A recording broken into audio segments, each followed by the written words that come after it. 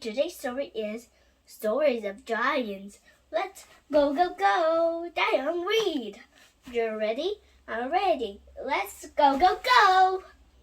Hello, today's story is Stories of Giants.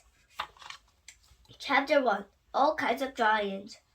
There are lots of stories about giants and lots of different giants. Some were quite small, but some were enormous. There are naughty ones, wild ones who like to not do better to fight.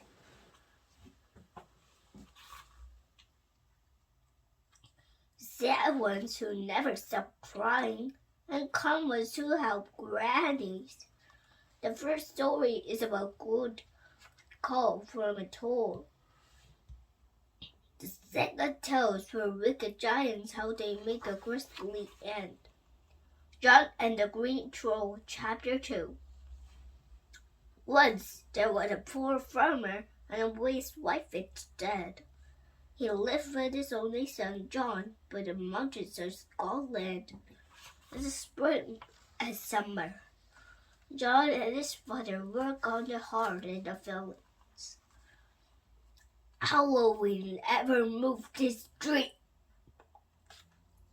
In the autumn, they closed the pond and went down to the zoo to fish. But one year, John's father felt too old for a trip. "You'll have to go alone," he said to them. "Take good care." "Don't worry, I will.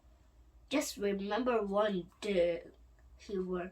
"Don't stop at the big black rock. There where the trolls live."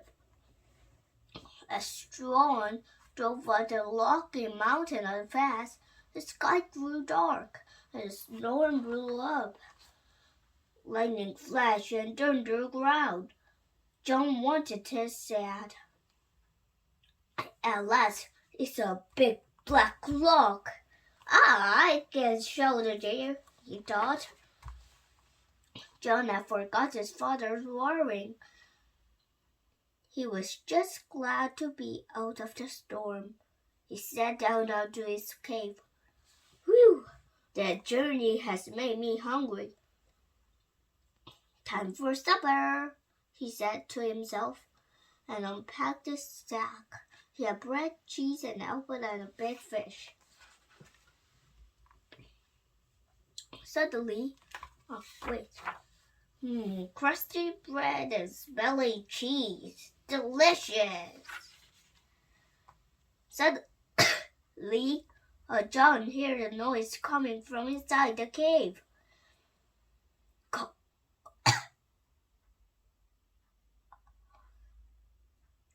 He was so scared he chopped to it. What was that? He could hear a voice. Baby voice. "Wow! They cried. "We're hungry." The quicker picked up the pressure and clawed in half. He pulled through both halves in a cave. "Here, eat these!" The crying stopped at once. "Whew," said John. "Thank goodness for that." He almost leaped when the giant gentle fell over him. Just looking up, a troll was coming for him. "I smell a man." Now he remembered his father's worrying, but it is too late. Troll came over to John and picked him up. He shook with a terror. It was the first passenger balloon. He was wanted to be caught. "Please don't eat me." But the troll was gentle. "Don't be scared," she said. "I want to thank you for freeing my children." The troll looked John and into his cave and looked after him. She even gave him her children to bed. It was slumpy, but John slept well. Who's sleeping in my bed? The next morning, whatever breakfast, the troll waved John off. Take this magic fishing hooks, she said. When you reach the sea, look for an old man named Charlie. You must go fishing with him, only fish near the pointed rock. Thank you, said John. I will. John did just as Troll had said. He found Charlie and all down to the beach. Will you come fishing with me? Asked John. Why me? Are you sure? Said Charlie, I'm the worst fisherman in the world. I never catch anything. Charlie showed John his boat. It was full of holes and fattened to pieces. Don't worry, said John. I can soon fish that. He set to work and unbound the stump tires and plank of some wood. Soon the boat was as good as new.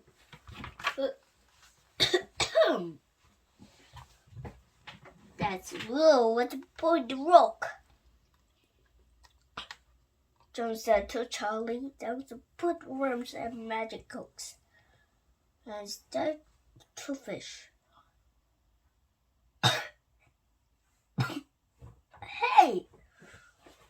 John cried. A few seconds later, I caught one. So have I, shouted Charlie. Another! And another! They couldn't beat their luck. The boat was full of fish. The other fishermen couldn't believe that either. How did you do that? What's your secret? John told them to fish the pointed rock, but when they tried, they didn't catch a thing. Look, they've done it again. Charlie's lucky at last. Everyone of the entire winter, John's magic hooks caught hundreds of fish. Every day, John and Charlie cleaned the fish and hung them up to dry, and the other fishermen put together. There's something special. I wonder what. When spring came, it was time for John to go home. On the way, he visited the troll and gave her a half-as fish. I could never have caught them without the old fishing. Thank you, she said. One day you have a dream about me. When you do, you must come back to my cave. Back at home, John helped his father on the horn, and a year later, he had a dream about the troll. He said, I have to go visit someone. He quickly left for a cave and without telling his father where he is going. At last, he reached the cave. He peered outside. Hello! Hello! Hello! Hello! He cried. Is anybody in his home? There was no answer. He crept into the cave.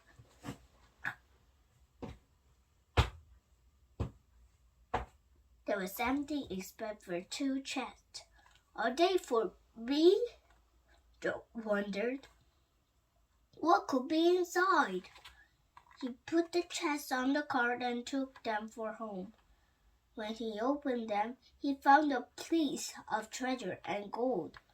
John and his father were so rich, they haven't had to work again. Chapter 3. A Princess and the Giants. One day of the gloomy wood, the three giants were eating their dinner. These giants were gigantic, and they were eating meal as big as rocks. Their spoons were big as shovels, and therefore could speak and dig a garden. Fee, foo, foo. But someone was securely watching them. His name was Sam, and it was a hunter. I'm going to have some fun with this giant, he said, taking aim. He fired his gun, and the fourth fattest giant.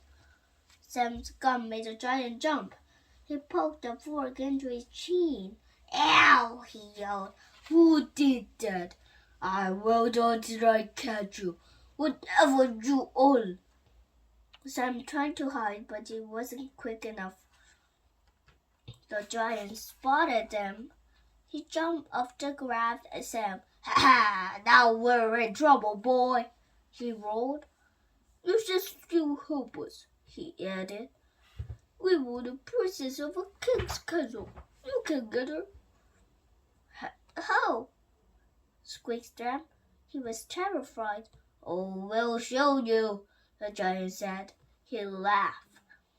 Do you dig yourself to the jaw? There's no one else to help us. Let's go then. The giants picked up Sam and took him to the castle. Everyone's asleep, they told him. We put a spell on them, but the dog was still awake. You must shoot him. They pushed Sam through a tiny window. A castle dog rode up to Sam, wagging his tail. He didn't bark once. He was a very friendly dog. Hello there. What's your name? How can I shoot you? Asked Sam, patting them. Sam decided he wasn't going to help the giants. I helped to explore the castle, he said. In one room, Sam found a princess. He thought she was beautiful. He gazed at her for a long, long time. Then he tiptoed out. Next, he found a room with a sword hanging on the wall and a golden cup beside the sword. They're writing on it. Drink this and you will save the princess with a magic sword. Read Sam. Sam was excited. Perhaps we could have saved Princess from the horrible giants. He had to slip a drink. Quite tasty. He drank some more. Soon he was finished. Good, good. Now for the sword, said Sam. He gave a big tug and felt a move. He tried again. Got it. This time he came in a rush. Ha ha, said Sam. Now get those giants. Downstairs, the giants were knocking the door. Let us in, they bellowed. You're too big and the door too small, said Sam. Never mind that, yelled the giants. Open the door, now! Okay, said Sam, and he hid behind the door. As the giants crawled in, he chopped out their heads. The princess was saved. But Sam began to worry. The king might like the people wielding the sword. He could be in big trouble, and he ran away. Back in the castle, the soldiers woke up. They saw the dead giants. Could it really be true? Someone get the giants! Fetch the king! The king! The king! Fetch the king! The castle buzzed with excitement. The giants were dead at last. Matilda killed them. The king saw the sword had gone to it with mystery. The princess was happy as all. She dreamed of a handsome hero who had saved her. I'll marry him. Well, so happy. But we don't know who he is. Please find him for me, Daddy, she began. So King built an inn. A sign above the door read, Anyone who tells his life story may stay here for free. A year later, Sam passed by. He went inside and told his tale. It's a giant killer! Call the princess! The king was overjoyed and met his man who killed the giants. His daughter was so excited, she married Sam that very day. Welcome, son. Everyone was invited for a wedding and except giants. No one other giants would have gone away. They were too scared of Sam. Thank you for reading me today. Bye! See you next time! Bye! Have a great day!